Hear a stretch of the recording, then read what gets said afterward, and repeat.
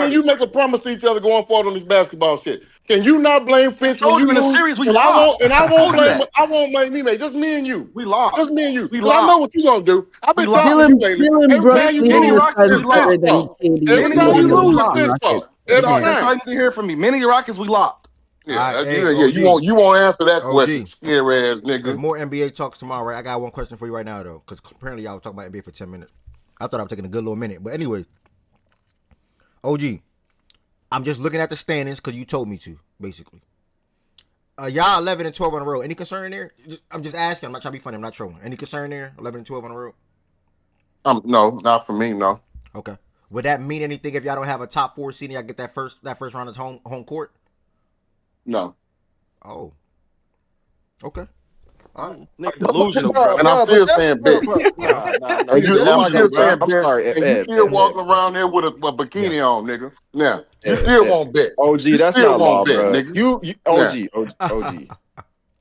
You ask every other question about every other team. You're not Draw concerned about wearing this. ass You're not nigga. concerned about that. This don't matter. So how it don't matter for your team, but you tell us the certain shit matter for our teams, bro? That don't matter. Say it again, like, Jordan, because you always ask these old complex ass questions. Say it again. Let me think about it. Let me stop what I'm doing. Go ahead. Okay. Go ahead, nigga. Let me. You want me to? Since you want me to dumb it down Dumb for it whatever down for reason, me. I Yes, thought you was a smart nigga too.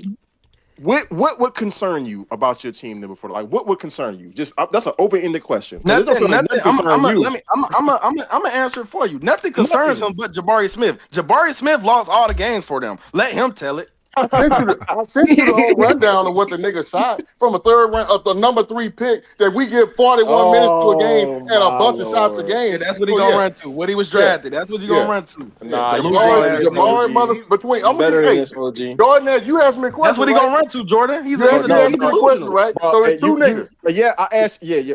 So I want give me 3 things that would concern you. Because they don't sound like much concern you right now. Inability to adjust from a player and then from a schematic perspective. That's a valid one. Jabari Smith Jr. and his inconsistency. He's supposed to be. He's touted as a 3-and-D guy. He don't play no defense. That nigga is horrible. He gets hunted on defense. Make dumb decisions. He been ready to tell y'all this, fool. And then on top of that, he can't shoot. The nigga 0 for 15 the last. I think 0 for 15. All right, nigga, we heard it. What's third, nigga? The last 3. I don't know if I have a third. Yeah, I know he don't. I told you, Jordan. I told you. He don't got it, bro. I got one quick follow up, then I'm done. So based off of them 2 things, there are teams that there's teams that you have an assessment of like, okay, what you think these series would go or whatever. If those things don't change, would that change how you view your team in some of them series you thought you was going to win? Or some of them series that might be 50-50? Is that going to change your assessment of them series if them things don't change? I'm still going to talk my shit. It's my team. Cool. I'm still going to talk my shit and I'm still going to bet. But I have I'm talking about private when you sit there with your wife watching the games, nigga. Like when you not talking. My assessment has changed today.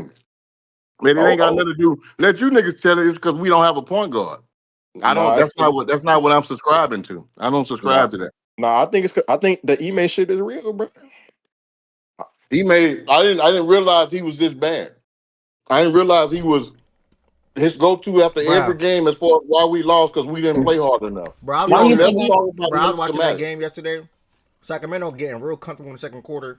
But Ime just sitting down, not calling no timeout or nothing. Just sitting down, not coaching, not doing nothing. He was sitting down. I'm like, what the fuck is going on? Like I was who that? Hey, Jordan. I'm mad as fuck because we played them niggas today. I thought y'all was gonna soften them up for us. Nigga, they put the beats on y'all. They might have energy. Them niggas ain't nothing. We just shitty right Hey, Jordan and Heavenstein. Who that sound like? Who that sound like? Oh, who that sound like? That sound like Fish, don't it? What do I know today? What do I know, man? You got a built-in excuse. You don't run enough you plays. You can't blame Finch though, Taz. You forgot. You can't blame Finch though. How many plays we run for? Hey, hold. I don't even know if y'all know this. We beat the Spurs without Finch last night, nigga. Y'all beat the Spurs. Y'all beat OKC this year too, didn't you? Come on now. Yeah. And Finch, hey, Jordan, Finch ain't coached last night. Okay. Oh, he had the night off. He had the night off. Okay. He's supposedly sick, but that's what they say. Sunday night off. Sunday, all season. All right, so night off. Hey, Heavenstein, you trying to watch this episode with me and whoever else join? What episode? It's called His and Hers. Okay, so we just not finishing. Oh, okay. Well, I already have. Yeah, wait, finishing what? I'm confused. Are you talking about finishing? Bro, that show ain't going nowhere, bro. Fix and finish these talks, bro. Heaven finish what? This, Negro, I'm telling you this. Heaven said finish what? This right here.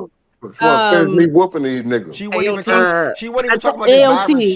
Mind your business, gang. You be thinking you know it all, nigga. You don't know your twin for real. That's my real. We got real like bloodline. Like we like. Hey, bro, y'all ain't kin, boy. What's wrong with you? What the fuck? We grew up eating similar foods. I can tell you that. I almost came unglued on you. We grew up eating similar foods. I never claimed to be identical. Twin. Nigga, your what? facts You straight, don't gotta partner. be identical and still be. Never, Bro, never what mind. type of Yeah, never mind. at Paternal. that point, every black nigga that eat Paternal. chicken is related, huh? At that Nigga, point, twin. Well, that was a good one. That was a good one, love. All right, I don't gotta come back for that one. That was a good one. You said what time? 5? Yes. Reminder, y'all. 23 minutes. I'm gonna be hosting a watch party for a new show, and I'm gonna be doing that more often, bro. Because we only did that one time over one show, and that was Power. And I feel like we had a real community that was coming in and rocking every single Friday at 9:00 watching Power. Me, Low, Savannah. Hey, make sure we watch that season finale of Force this Thursday, bro. If you ain't caught up, catch up. That shit fire. Ain't no way in hell I can catch up by then, gang. I ain't gonna lie, nigga. I got 2 seasons to catch up to. Wait, you ain't watched last season? Oh, no, never mind. I don't Yeah, know I what only you saw on. season 1. I ain't gonna lie. Me, Beyonce's goods. I don't know about goods, but me, That shit Beyonce's is block. hard, Chill, gang. I That heard it's shit is crazy. I heard it's We crazy. block. Chill, gang. Chill. I'm gonna pick it up. This Gang. the best season, Ev. I'm be honest. That's the best So one. funny. This season been going crazy, I'm gonna pick bro. it up. I'm gonna pick it up. Let's do a watch party for Love Island starting February. Nah. There we go. Goods Now locked. you Okay. cooking Hell OG. no. You cooking OG. You cooking OG. You cooking OG. See, now you like it. See what I'm talking about? Absolutely not. Let's do it. Let's You do ain't it. stick with Love Island?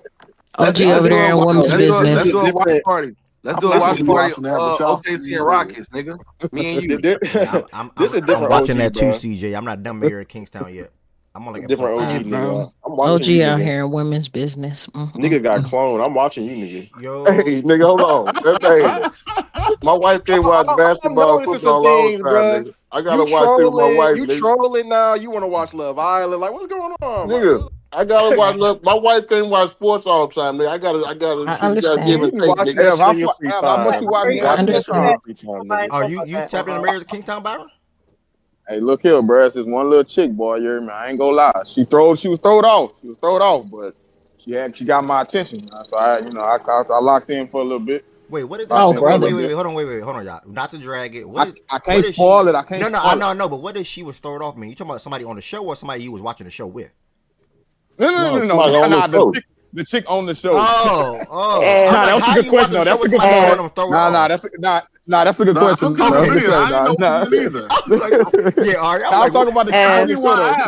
I'm talking about chick on the show. I swear, Lord. if there's 21 minutes and you're trying to watch and you're trying to complete this list, that's not going to be complete. Yeah, it's not going to You better hurry it up. Reality situation is not, but it's going to get picked up tomorrow after the game, if not, though. But either way, 11, though. Bro, no, it's not. It is. I don't got nothing. We only got the game tomorrow. Like, and bruh. we only got the game tomorrow. No, it's not, bro. This is not going to get finished. If it don't get finished now, it ain't going to get finished. Nah, one of my pet peeves is starting something and not finishing it. Like, I got to finish Bro, you know how many lists you started and not finished? Cap. That's not shade. Not over 5. Not over 5. Oh, okay. In 4 years, not over 5. 100%. Okay. I wish your sport teams felt the same. Nigga gonna say that's not what he do. Then say not over 5. Miles, Yemi, that whoever nigga else. bluffing, guys. Miles, Well, let's put at the top of the list. We were supposed to do top QBs every 2 weeks during the season. And you stopped that at week 3, by the way. Nah, like, 2 lists. no, that's cap. Let me check. Let me see if that's cap, y'all. I think he got past 3. I think he got past 3. I tell you what it wasn't, Tez. Okay, let make it past. Let him make it past 3. Nigga, you cut that shit in half. Like, come on now.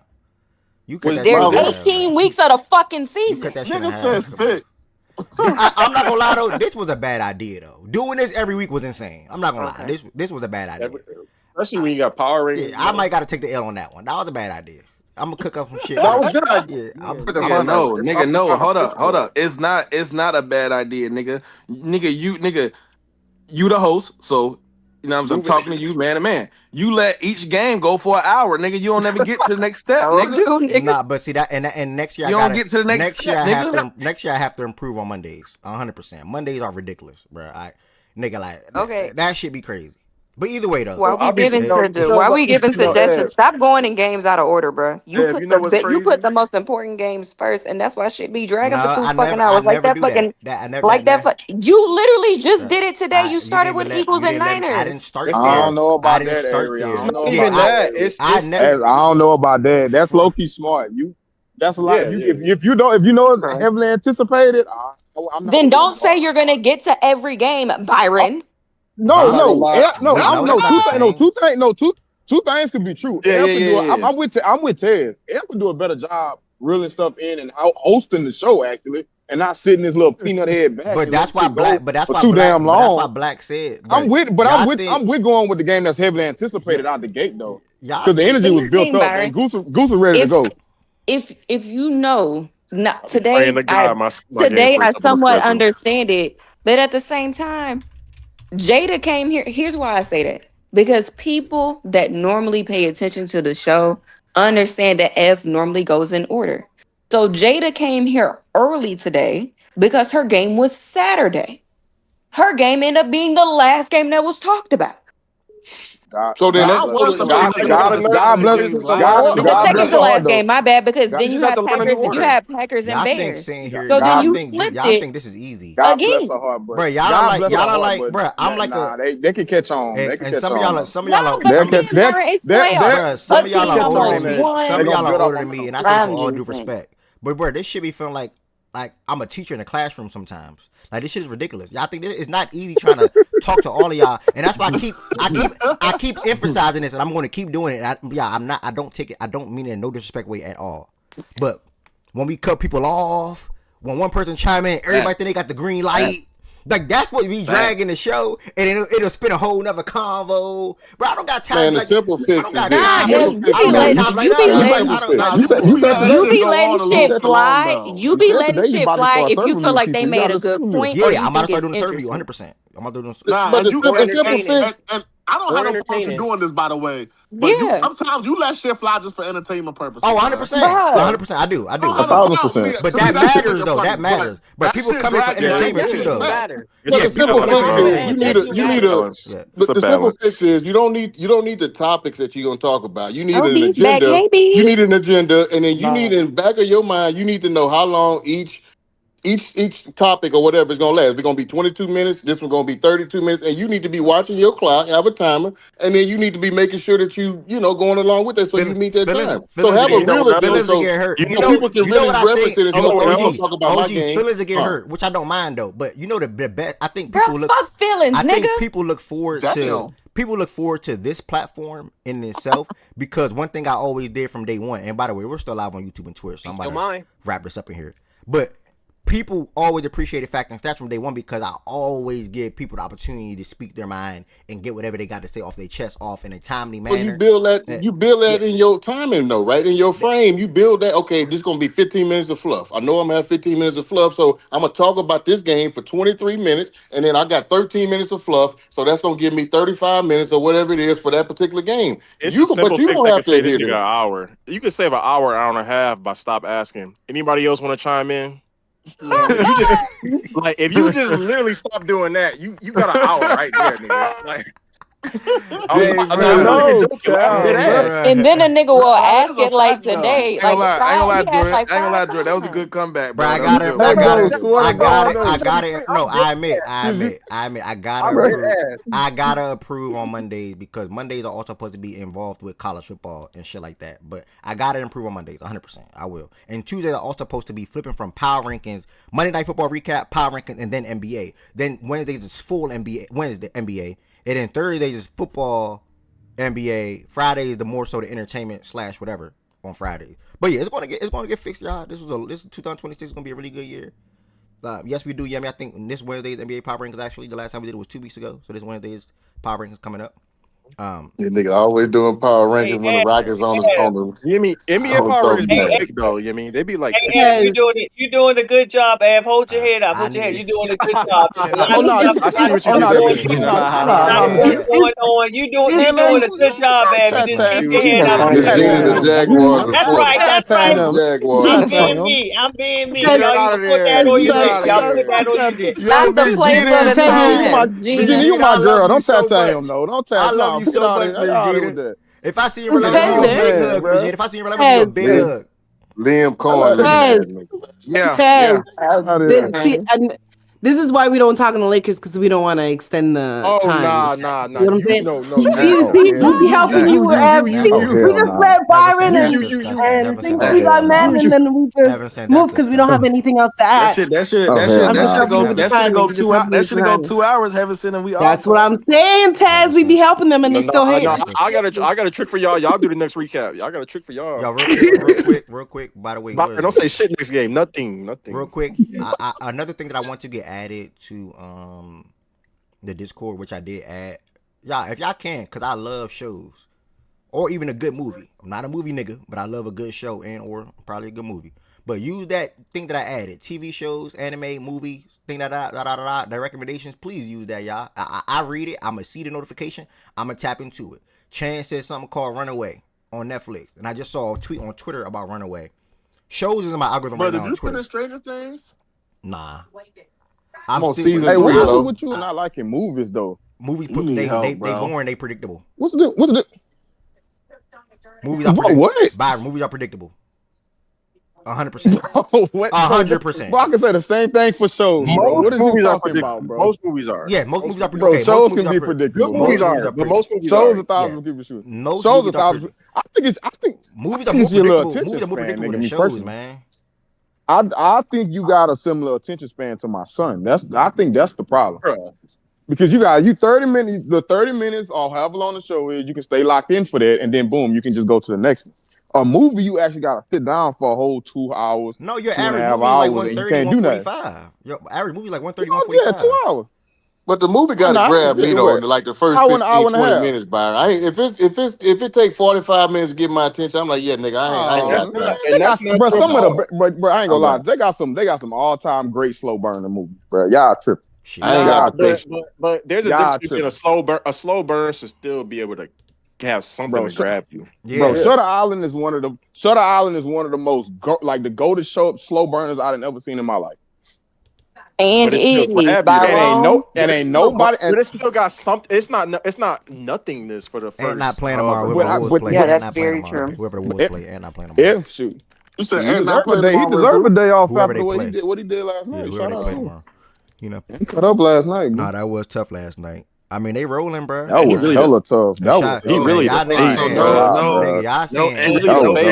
Rudy, I gotta get 20 OG messages. Motherfucking, really the fake. Two things, which is to get brought up more tomorrow. Randall, great defense on Wemby down the stretch. Second thing, I'm not going to Wemby in that high post area for the game at the free throw line. I'm not doing that. Free throw line. He's too far from the basket. That was bad. They should have. Fox got the last thing going. I would have went back to Fox or worked something with Fox and Wemby, not going to Fox. I mean, going to Wemby in that area where Randall's playing good defense on the whole quarter, and he's not pounding his back to the back. He's not getting to the basket. When Wemby catches the ball on the perimeter, he's more often than not going to stay on the perimeter or outside of the free throw line. Free throw line on down. He's not going to get himself down there. So I don't know. I wouldn't have did that personally. They played right into their hands by doing that. 100%. Yeah, you didn't have to do that. Get him to where he can use his advantage. He is not finna get around Julius. Julius' feet quick enough, and then bro. I'm not. But we be talking about what Minnesota needs. I'm not. Hey, look, the same way I feel about Lou Dort, the same way I feel about Julius Randle with this Minnesota team. I'm telling you. What up, Jordan? You see, just go look, see what they say. We monitoring. Just go look. Jonathan Kuminga. I ain't. Yeah. Who is we? Nigga, your team. It ain't gonna happen. Be the last straw, partner. It'll be the last straw. I'm out. Hey, but I don't believe you. I don't believe. Well, I can't say what I wanted to say because I'm about to clock off. I'm about to get all these people clocked. Hold on, bro. Bro. It's a TV show, movie thing, recommendation thing. Feel free to drop any shows or movies that you watch or come across, or even see or whatever from anybody or hear. Drop it, and I'm gonna see it, y'all. I promise I'm gonna tap into it. I promise I am. As far as this is right here on the screen. Oh, coming up in 10 minutes, we're gonna be starting a show called His and Hers. I'm guaranteeing 2 episodes. So we'll be starting a show called His and Hers. I am guaranteeing 2 episodes today, and then probably another 2 on Wednesday. Cause I gotta go somewhere tomorrow after the show, damn near, pretty much. So if you coming through the Discord at 5 o'clock, we're gonna go to the what's this tab? Nigga watching soap operas, man. Come on, man. Show talks /watches. I will go in there and I'm gonna share my screen. fire up my Netflix, and we're gonna start 2 episodes of His and Hers. So hopefully y'all don't leave me hanging in there by myself. I don't need to see 5 people. I don't need to see 10. I don't need to see 15. Nigga, I'm gonna watch it regardless. It can be 1. It can be myself. It can be one other person. It can probably be my dog Josiah. I'm gonna watch it just turn regardless. the TV on at your house, then. I could actually. I really would, but I want to see if anybody's gonna want to join. Y'all see how we try to drag Josiah in soon? Now Josiah gonna join us because he feel bad. He gonna be probably over there right now. Just got mad. He got mad as hell. We didn't watch People Reasonable expecting him to Doubt be yet. in there now. Niggas gatekeeping great television. I haven't able to hear your thoughts on Ja. I'm coming to you in peace. Nah, that was fun. Miles, I feel bad for Miles. I was just out when she said this. I feel bad for Miles, man. I don't at all, nigga. That nigga ain't take got this nothing to open cheer talks, for. bro. I ain't never seen a nigga ain't got nothing to cheer I need an hour jokes, bro. Take That ass this don't take got this open nothing. talks, bro. I don't. Byron, nigga, watch the episode, nigga. Man, You watching no episode with a whole bunch of What the grown fuck? men? What the hell I look like, bro? All right, never mind, y'all. Niggas trying to get some I'm not rocks doing no watch off. party, y'all. Never mind, y'all. I ain't doing no watch party. Watch the Okay, episode so on my finish the phone with a bunch of listing. grown men. I ain't never mind. Finish the No his listing. and hers, y'all. Bruh, you just got swayed that easy, You bruh. see, I'm watching something with grown man. He right, bro. I ain't watching nothing with y'all. My bad, bro. Now I'm gonna keep it a beam though. Nah, go over there and watch with Josiah. Finish the list, though. No watch, y'all. No watch. I'm watching it solo, y'all. I ain't gonna lie. I'm out of here. Top shit. I planned that shit. Let's go, man.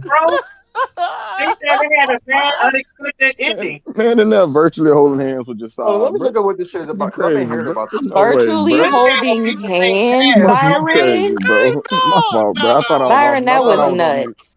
I Wait, thought I this was shit is on on mute. My Netflix. fault. Strike one. Red flag number 1. Whoa, which one? Let Don't me play with find out, Netflix. nigga. Don't play with Netflix shows. He trying Netflix and chill with Josiah. Oh, don't Okay. play with Netflix shows. What you Nah. mean? Low. You better see this. Bruh. Nah, Netflix be hit or miss for me. It's a Netflix banger, Heedle? Nah, I got a lot of good shows on Netflix. It's better than most Netflix shows. 2 estranged spouses, one a detective, and the other one a news reporter. They always solving a fucking murder, bro. Nah, not at all, D-Mac. I wish I had somebody to watch with me. I would not ask y'all. Nigga, you think if I had somebody in my phone that was willing to watch that show with me, I would ask y'all? Nigga, trust and believe I would not ask y'all. Now was that? Hey, This is from the. So this couple thinks each other is a suspect in the murder. Yes. Let's be real, right? Yes. Okay. That's the thing. That's the draw. It could work. It could work if they execute it and it's not fucking cheesy. Man, Chance said it's Oh, valid. you ain't seen this, Jordan? Nah, bro. I thought it's one of your type shows, big bro. One of your type little vibe. My bad. I'll be watching old shit, bro. I don't be watching half of this new shit that come out. I can't lie. Who's 11, y'all? Nigga said who's 11? I got Jordan Love personally. I feel like we're missing somebody. We not missing somebody? If the show is good, just watched it with my wife. Shout out, gang. Jordan Love. Shout out. Oh, yeah. I'm not going to do Purdy, so Love. Nigga, Wait, but Denver fucking sucks and don't get destroyed by Buffalo. Bro, You heard me. what is this list y'all are making? Oh, shit. Oh, my God. All right, I got it, go, man. What's up, Swipe? Here Swipe, we go. it ain't nothing serious, by the way. Oh, Nick's not in this list, buddy. He sucks. No, You already know about that. first off, hold on. First off. All right, Ooh. that's not the kind of energy I ever deserve from you as much as I have your back. That's the first thing. So You never have my back. Right. You try to. I always have your back. You say I hate black people. All right. But You every say time I hate black people. That's not having my back. No. Correct what I said. Correct what I said. Correct what I said. I said you hate black men for romantic purposes. That's what I said. Wait, what? So fix what you All fix the comment. lies. I just hate Atlanta. No. Now you hate OG, you hear? because she was out. Yeah, she was up? out in the bluff. You hear that? Looking You hear for that, love. OG? You was That's looking This for. is You was Atlanta. you were You Jordan. taking my Hush up real quick. Let disdain me for the handle this. city of Atlanta and said I hate black people. Jordan, That's no, crazy. you were a Love Island bankhead, wondering why you didn't have things working out for you. That's a different reason. So, like, what I'm saying is that bankhead is the area you were in. What I'm saying is that in this situation, I always got your back about football. Yes, never mind, missed it. What I'm saying is, I'm asking about this list, and Jordan Woods, I need to hear from you. I don't know if you just saw, Peyton Watson just made Player of the Week. Man, don't nobody give a shit about Ain't no I been telling you about that? Nah, been telling great y'all fucking about week, player of the week. Nah, Your motherfucking ass man. down, man. I wish He I went was to close school to with you. T. Nah, That's you all know you need what's to know. crazy? But you He know what's went to school crazy? with T is You know what's crazy? You crazy. know what's crazy, Lo? Just because I watched this nigga's tweets. Just 2 weeks ago, however fucking long ago it was, when they came out with player of the week, player of the month, this nigga was complaining because it wasn't one of his players. But now he respect player of the week because Peyton Watson got it. always respect player. No. Player of the month should have been Jokic. That's consensus. It should have been Jokic. That's what I was complaining about. For So make sure 6 you do your months. homework. For 6 Do your months. homework. No, I You did the talk about me. homework. I did No, the you homework. didn't. You didn't even. You didn't care even when correct you it care wrong. when it's not your players. Your players getting slighted, but then it don't matter then, or it's invalid then. But when your player gets it does rewarded, matter. I don't. it's valid all of a sudden. Jordan, I think you talk so quickly you miss your own point. What I said is that Jokic clearly was better than SGA in that month. Oh. He got robbed. That was the conversation. In your opinion, no. You're missing. In your opinion, actually did. I don't know what you're talking about. And now you for the nigga finna start talking about EPA and BPA and CPA. Hey, how about this? Hey, OG. I don't know how you can do it factually. How about this? I won't use EPM, BPM. I'll tell you wouldn't. Hey, wait. Jordan Wood, watch this. I won't do BPM or EPM to explain that you in the play-in, Rockets. How about that? I don't need no advanced Here we go. He got another one. All right. Real quick, if you're watching on YouTube and Twitch, thank y'all so much for all the support today. I'm about to end there. Listen to them rap real quick, and then I'm going to go start that show. But thank y'all so much for tapping into the show today. I'll see y'all tomorrow morning at 11 a.m. We're going to be talking about this Texans and Steelers game. Hopefully it's not an up. No, what? 50-50. Bet it. Scary ass nigga. I'm not even thinking about you when I'm thinking about the Texans. I'm thinking about Black, not you. So I got some words for Black. Like I don't think about. Nah, but I ain't even think about you. Like you didn't even cross my mind. I'm not gonna lie. You didn't even cross my mind. OG, tell them niggas to respect. Like I was thinking about Black. Wait, you back up OG now? Like you respect that though? Nah, CJ. Hey, don't you worry about it. I just think it's funny, bro. NBA time tomorrow, CJ. It ain't for me to respect. I'm about to end.